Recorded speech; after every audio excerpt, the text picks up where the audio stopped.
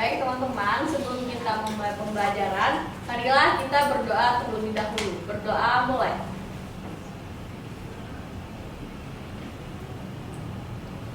Berdoa selesai.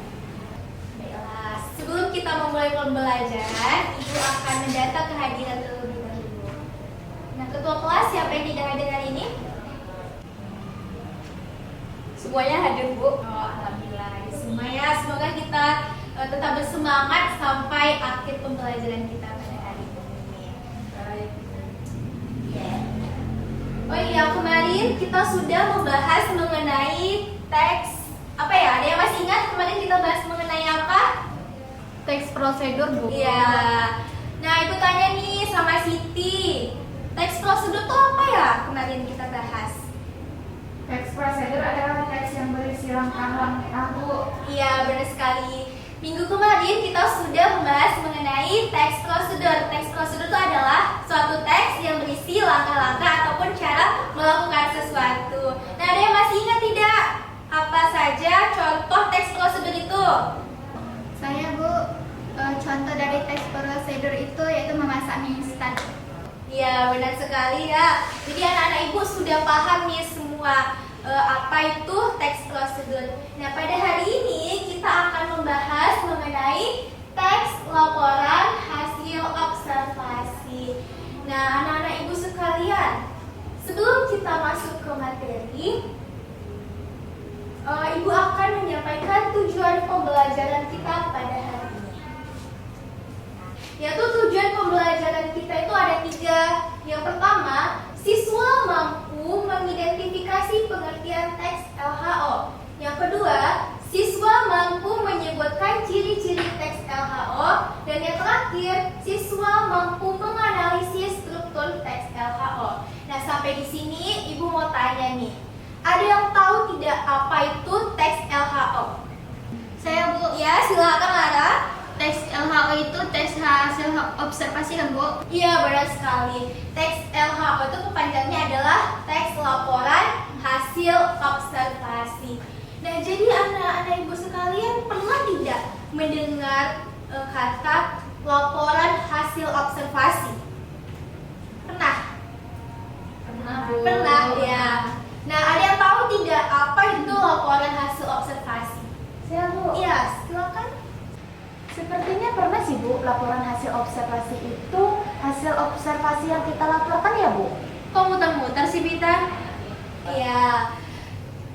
Laporan hasil teks laporan hasil observasi itu adalah suatu teks yang berisi laporan tertulis yang berisi data hasil observasi terhadap suatu makhluk hidup, benda, ataupun fenomena sosial tanpa opini pribadi alias tanpa dibuat-buat, begitu loh kita. Nah, observasi itu dilakukan secara langsung untuk mengumpulkan fakta yang dapat dibuktikan, sehingga teks ini menekankan keakuratan dan kebenaran berdasarkan kenyataan. Begitu, jadi teks observasi itu harus berupa harus nyata, harus fakta, tidak boleh dibuat-buat. Betul, Bu, berarti sebelum membuat teks laporan hasil observasi ini kita harus observasi dulu ya, Bu? Benar sekali, Vivian. Namanya aja teks LHO, teks laporan observasi. Maka kita harus melakukan observasi terlebih dahulu, begitu. Ya, sampai sini paham? Ada yang ditanyakan? Paham. Oke, paham ya semua. Kita lanjut.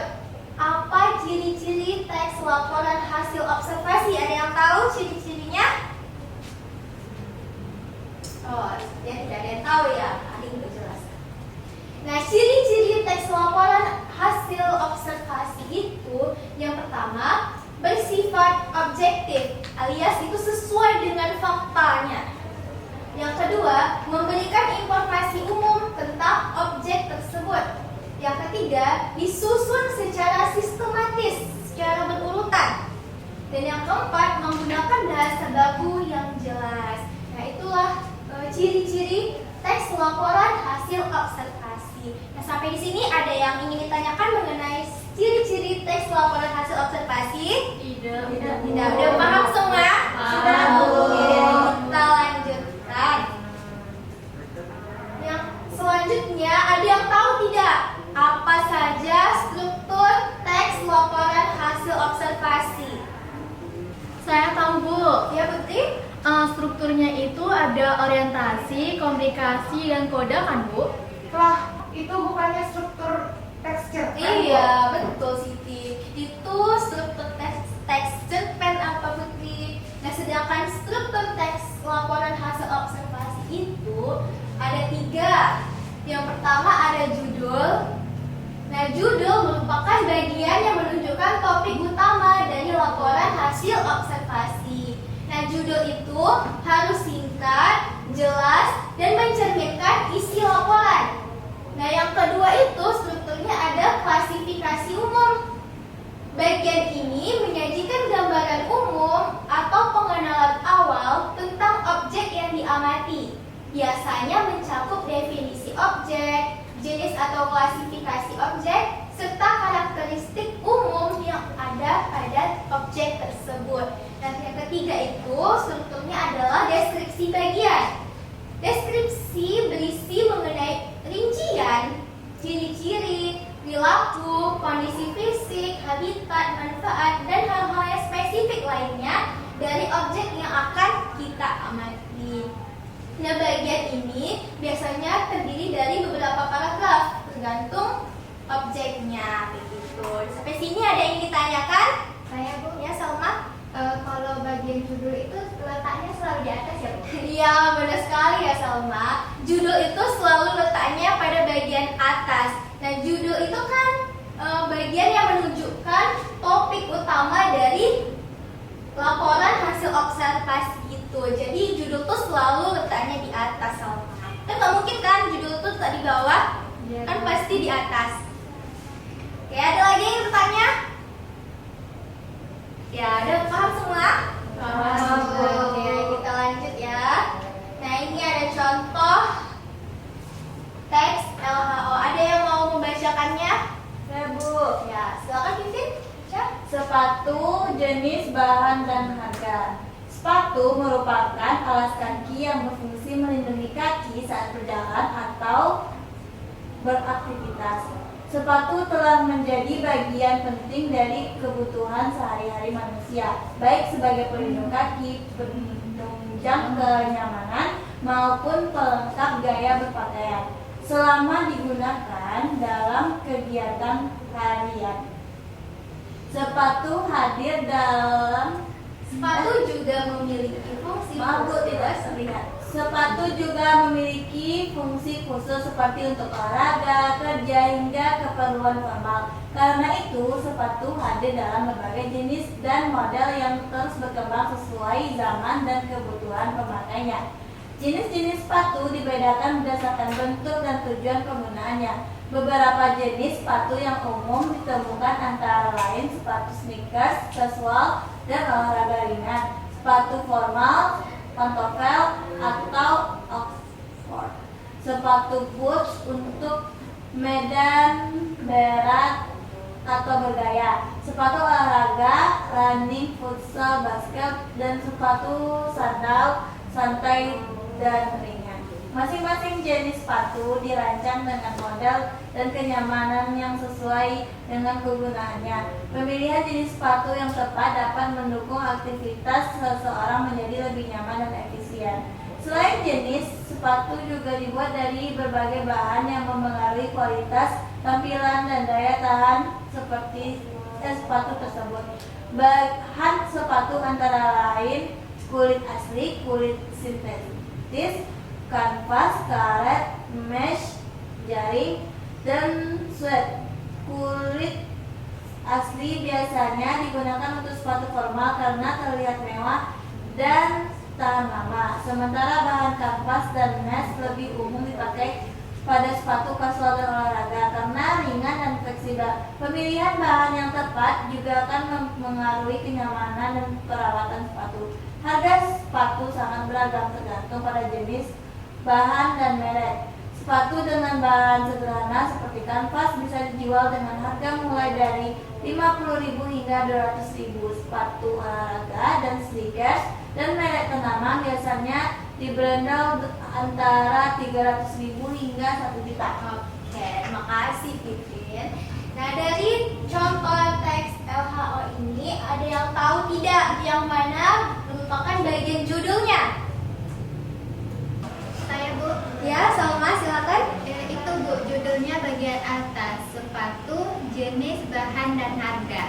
Ya, benar sekali ya Salma. Seperti yang telah Ibu bilang ya, kalau judul itu selalu letaknya di atas. Oke, kita masuk struktur teks LHO yang kedua. Apa tadi? Klasifikasi umum. Ayo, ada yang tahu yang mana bagian klasifikasi umum? Ayo, mana ya? Ini ada berapa paragraf nih? 1, 2, 3, 4. Nah, di bagian manakah klasifikasi umum? Saya Bu, Ya, Uswatun. di paragraf pertama kan Bu, yang bagian sepatu merupakan alas kaki hingga dan kebutuhan pemakainya.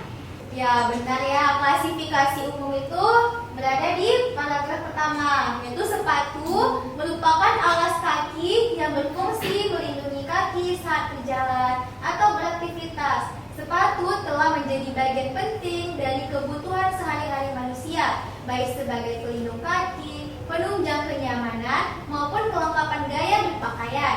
Selain digunakan dalam kegiatan harian, sepatu juga memiliki fungsi khusus seperti untuk olahraga, kerja, hingga keperluan formal. Karena itu, sepatu hadir dalam berbagai jenis dan model yang terus berkembang sesuai dengan kebutuhan pemakaiannya. Oke, nah kita lanjut nih. Struktur teks LHO yang terakhir yaitu deskripsi bagian. Ada yang tahu, ada Ibu? Yang mana bagian deskripsi bagiannya? Saya Bu, Ya. deskripsi bagian itu dimulai dari paragraf kedua sampai paragraf terakhir kan Bu, dari jenis-jenis sepatu hingga 1 juta.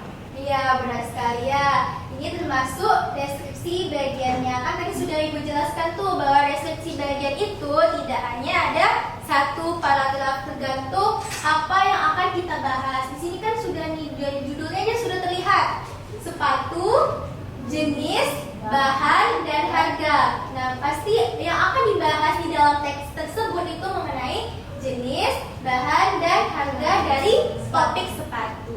Tuh. Nah, sampai sini ada yang ingin ditanyakan? Tidak, Bu. Mengerti semua? Mengerti, Bu. Wah, semangat kali ya. Oke, karena sudah ngerti, kita tutup pembelajaran kita. Oh ya, sebelum kita tutup nih, bertanya, ada yang ingin memberikan kesimpulan pembelajaran kita pada hari ini? Saya Bu, Ya. hari ini kita belajar tentang teks laporan hasil observasi. Teks laporan hasil observasi adalah teks yang berisi laporan tertulis yang berisi data hasil observasi tentang makhluk hidup, benda, peristiwa, atau fenomena sosial Bu. Nah, teks ini tanpa adanya opini pribadi Bu. Teks ini memiliki ciri-ciri yang pertama bersifat objektif atau sesuai fakta, yang kedua memberikan informasi tentang objek, dan yang ketiga bisa diuji secara sistematis, yang keempat menggunakan bahasa yang baku dan jelas. Struktur teks LHO ada 3, yaitu adanya judul, klasifikasi umum, dan juga deskripsi bagian Bu. Iya, terima kasih Ana. Nah, itulah pembelajaran kita pada hari ini.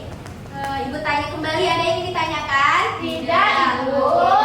Maka kita tutup pembelajaran kita pada hari ini dengan hamdalah.